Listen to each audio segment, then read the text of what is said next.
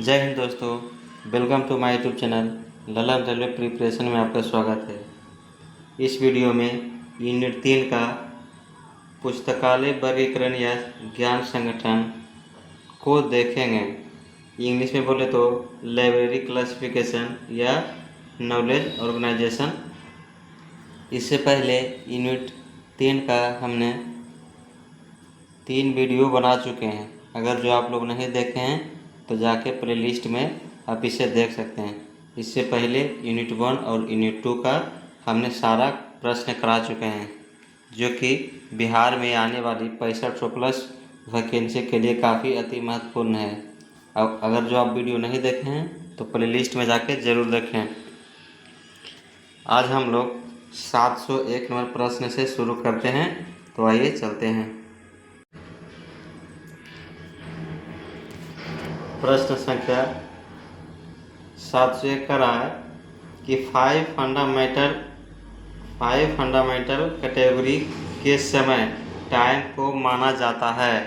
तो 701 का आपका करेक्ट आंसर हो जाएगा ऑप्शन नंबर बी हो जाएगा, लिस्ट कंसर्टेड एलिमेंट। इसके बाद नेक्स्ट कर रहा है प्रश्न संख्या 702 का रहा है दीवार चित्र यानी पिक्चर वॉल सिद्धांत किससे संबंधित है।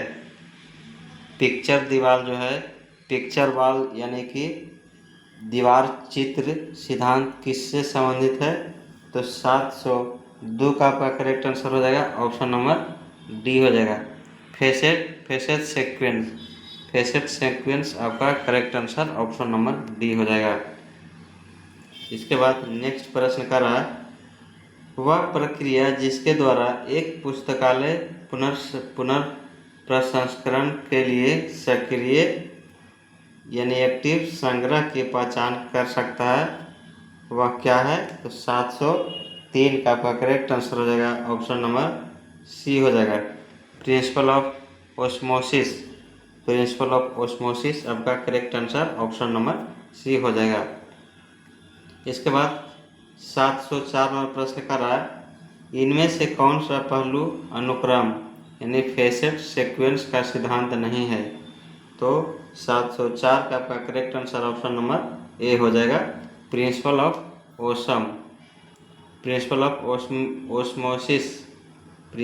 ऑस्मोसिस आपका correct answer option number A हो जाएगा। इसके बाद प्रश्न संख्या नेक्स्ट कर रहा है श्रृंखला में हॉस्पिटलिटी निम्न में किसके द्वारा सुरक्षित किया जा सकता है। श्रृंखला में हॉस्पिटलिटी निम्न में किसके द्वारा सुरक्षित किया जा सकता है। तो 705 का आपका करेक्ट आंसर हो जाएगा ऑप्शन नंबर सी हो जाएगा, गैप एंड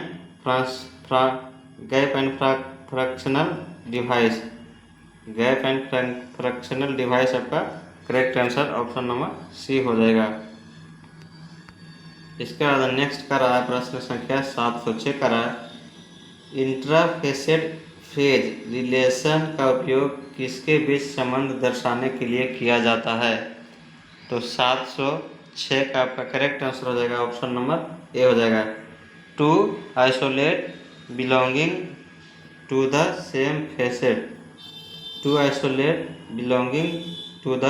सेम फेसेट के लिए किया जाता है। नेक्स्ट का रहा है प्रश्न संख्या 707 का रहा है सीसी का पहला से तीसरा संस्करण किस तरह की वर्गीकरण पद्धति है। सीसी का जो पहला से तीसरा संस्करण है किस तरह का वर्गीकरण पद्धति है। तो 707 का आपका correct answer option number A हो जाएगा, रिजिडली फेसेड क्लासिफिकेशन सीक्वेंस।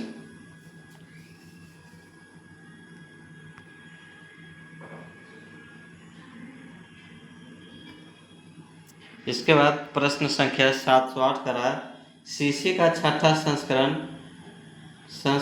किस तरह की वर्गीकरण पद्धति है। तो 708 का आपका करेक्ट आंसर ऑप्शन नंबर हो जाएगा डी हो जाएगा, फ्रीली फेसेड क्लासिफिकेशन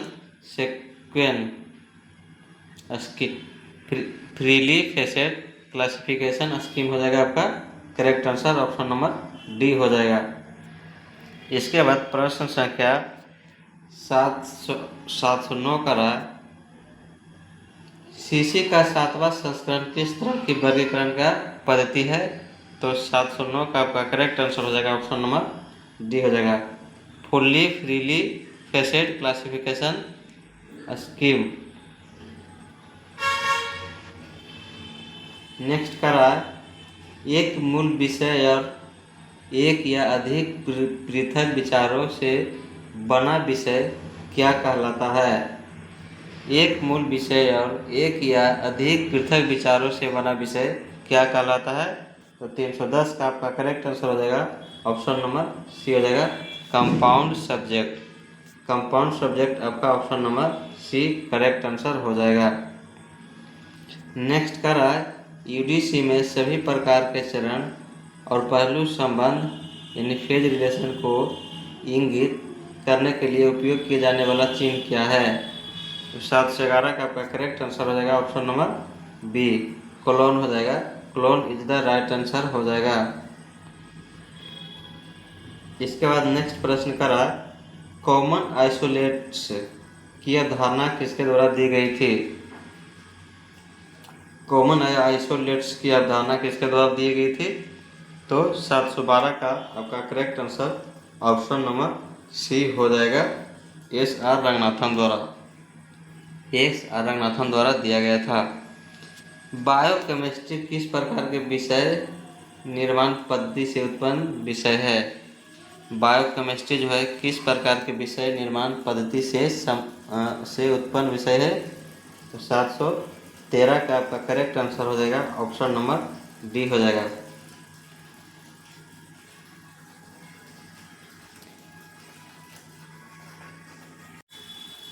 सात सौ 13 का ऑप्शन हो जाएगा आपका डी, फ्यूशन हो जाएगा आपका करेक्ट आंसर। इसके बाद नेक्स्ट प्रश्न का है 714 नंबर प्रश्न, एक वर्गीकरण योजना से विशेष पुस्तकालय, चिकित्सा पुस्तकालय, अस्पताल पुस्तकालय समूह का प्रतिनिधित्व करते हैं क्या कहलाते हैं? 714 का आपका करेक्ट आंसर हो जाएगा ऑप्शन नंबर सी हो जाएगा, ये चेन कहलाता है। क्या कहलाता है? चेन कहलाते हैं। नेक्स्ट का रहा प्रश्न आपका 715 नंबर, सीसी में एम्प्टी डिजिट का प्रयोग किसके लिए किया जाता है? तो 715 का आपका करेक्ट आंसर हो जाएगा ऑप्शन नंबर ए हो जाएगा, हॉस्पिटलिटी इन एरिया या फिर एक्सट्रापोलेशन इन एरिया हो जाएगा। नेक्स्ट प्रश्न का रहा है, सीसी में इम्प्टिंग डिजिट का प्रयोग किसके लिए किया जाता है? 716 का आपका करेक्ट आंसर हो जाएगा ऑप्शन नंबर बी हो जाएगा, हॉस्पिटलिटी इन एरिया या फिर इंटरपोलेशन इन एरा हो जाएगा। आपका correct answer option number B हो जाएगा। नेक्स्ट प्रश्न का रहा, पुस्तकालय वर्गीकरण की शब्दावली ए या एन है? पुस्तकालय वर्गीकरण की शब्दावली ए या एन है, क्या है? तो 717 का आपका करेक्ट आंसर ऑप्शन नंबर हो जाएगा ए हो जाएगा, इंटरेक्टिव टर्मिनोलॉजी आपका correct answer option number A हो जाएगा।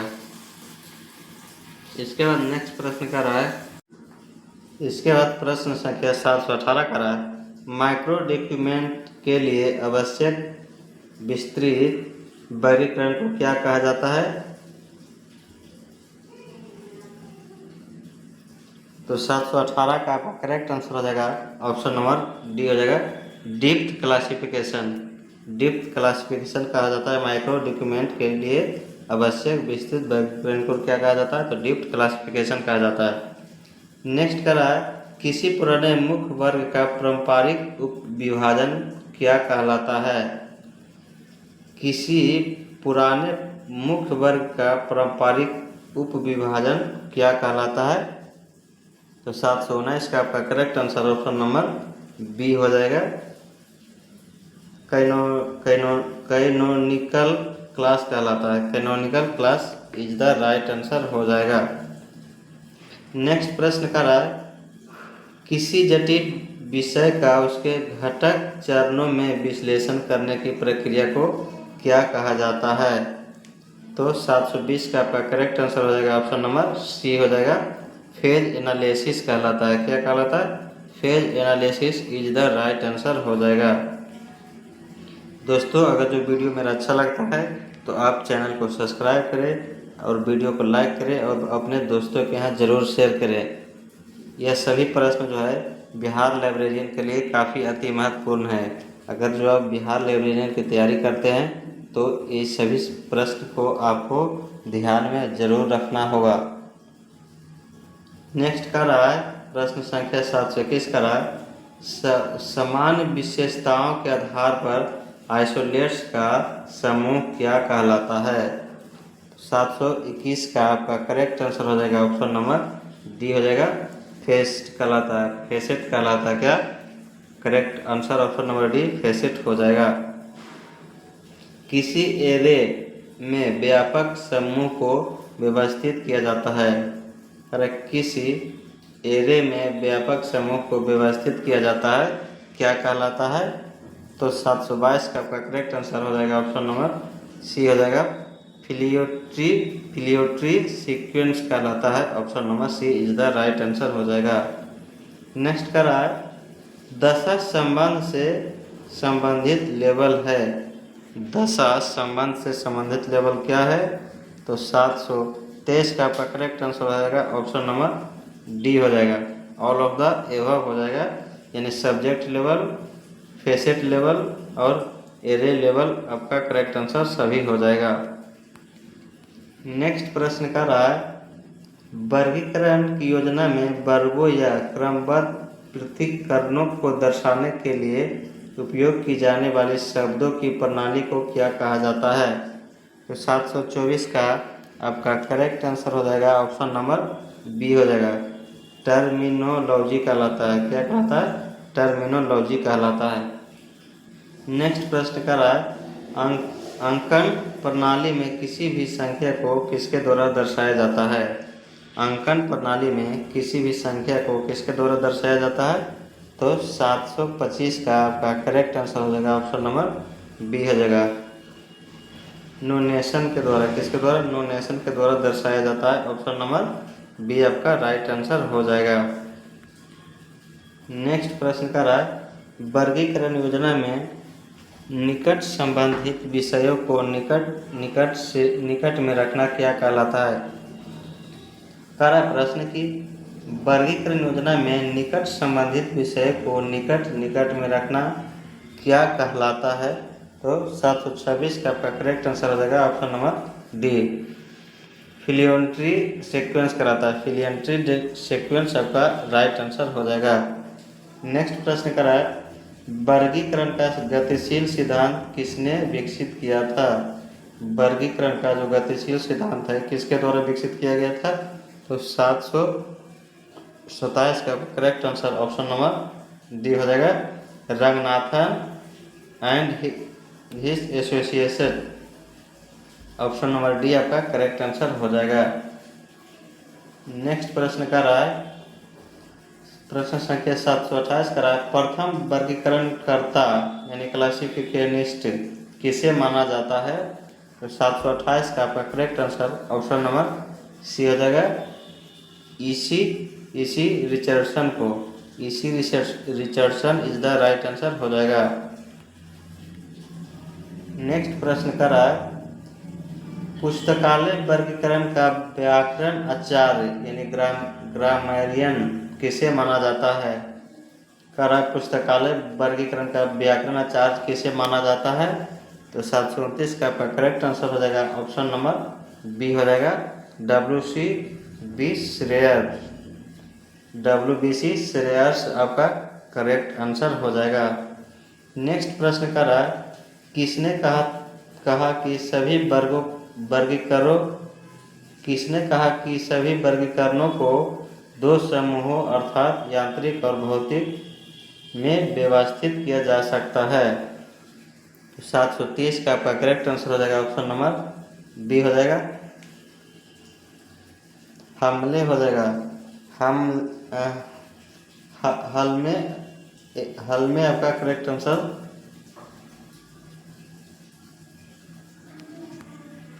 नेक्स्ट प्रश्न कर रहा है, वर्गीकरण योजना में एक विषय को 2 वैकल्पिक स्थान दिए गए हैं, यह व्यवस्था क्या कहलाता है? तो 731 का आपका करेक्ट आंसर हो जाएगा ऑप्शन नंबर ए हो जाएगा इंटरनेटिव लोकेशन। अल्टरनेटिव लोकेशन आपका करेक्ट आंसर हो जाएगा। अल्टरनेटिव लोकेशन आपका राइट आंसर हो जाएगा। नेक्स्ट प्रश्न करा, क्लोन वर्गीकरण इनमें से किसका एक उदाहरण है? तो 732 का आपका करेक्ट आंसर हो जाएगा ऑप्शन नंबर डी हो जाएगा analytico synthetic facet classification. Option number D is the right answer हो जाएगा। नेक्स्ट का रहा प्रश्न संख्या 733 का रहा, राइडर अंतर्राष्ट्रीय वर्गीकरण इनमें से किस प्रकार के पद्धति का उदाहरण है? तो 733 का आपका करेक्ट आंसर हो जाएगा option number C enumerative classification. Option number C is the right answer हो जाएगा। नेक्स्ट प्रश्न कर रहा है, लाइब्रेरी ऑफ कांग्रेस वर्गीकरण इनमें से किस प्रकार की पद्धति का उदाहरण है? तो 734 का आपका correct answer option number C हो जाएगा एन्यूमरेटिव क्लासिफिकेशन। एन्यूमरेटिव क्लासिफिकेशन आपका option number C is the right answer हो जाएगा। नेक्स्ट प्रश्न कर रहा है, डीडीसी इनमें से किस प्रकार की वर्गीकरण पद्धति का उदाहरण है? डीडीसी इनमें से किस प्रकार की वर्गीकरण पद्धति का उदाहरण है?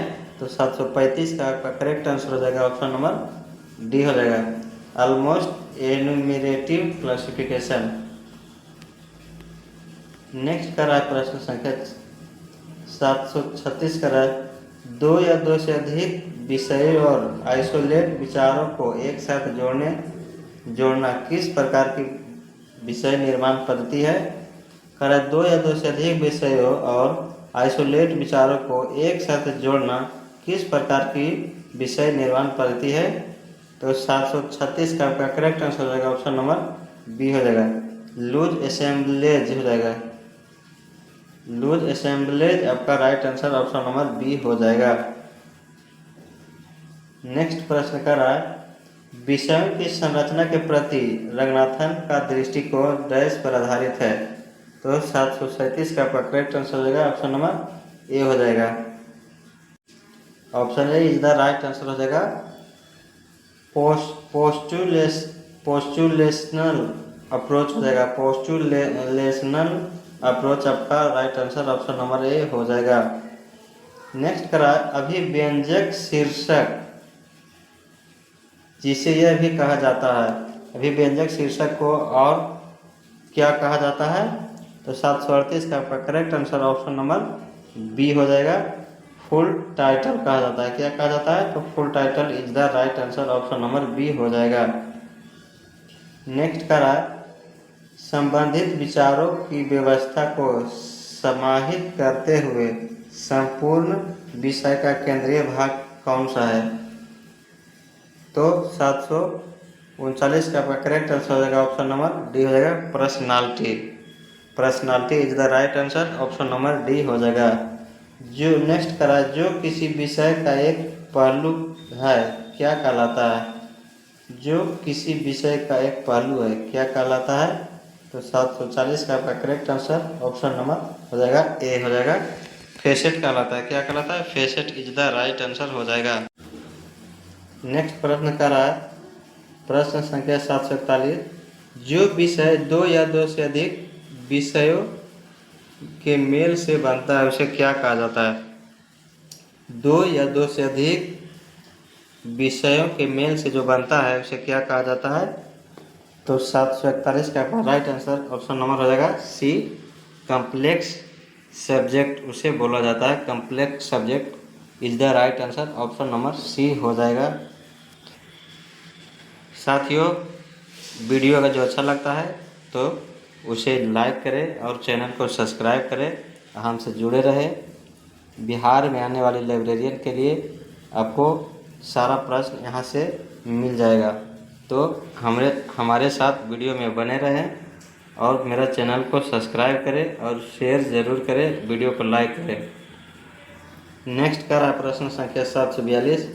शीर्षक यानी स्टैटिस्टिक्स फॉर इकोनॉमिक्स किस प्रकार के दशा संबंध का इसके उदाहरण है? तो 742 का आपका करेक्ट आंसर हो जाएगा option number C, bias phase relation.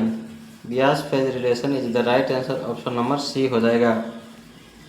Next कर रहा है यूडीसी वर्गीकरण पद्धति में समान आइसोलेट्स को क्या कहा जाता है?